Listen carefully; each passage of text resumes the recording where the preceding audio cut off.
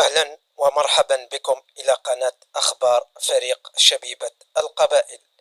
تأجيل موعد مباراة الافتتاح الموسم بين فريق شبيبة القبائل ومولودية الجزائر في الكلاسيكو واعد جدا.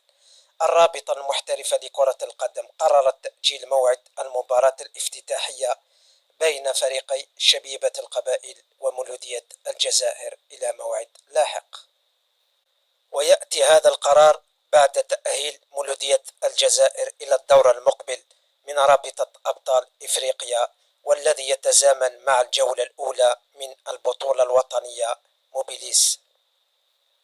ويرى البعض أن هذا التأجيل قد يخلط حسابات الطاقم الفني لنادي فريق شبيبة القبائل الذي كان يعول كثيرا على هذا الكلاسيكو الكبير.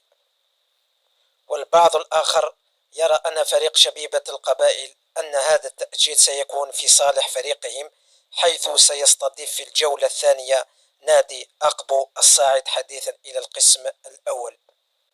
أصدقائي، يمكنكم ترك تعليق حول هذا التأجيل وما رأيكم في ذلك.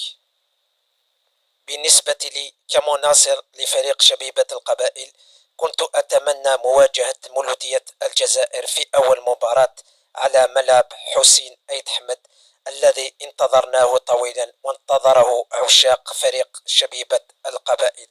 إدارة شبيبة القبائل تنتظر البيان الرسمي من الرابطة المحترفة الأولى لكرة القدم بشأن هذا القرار النهائي حول هذه المواجهة الكبيرة التي تجمع فريقي شبيبة القبائل ومولودية الجزائر.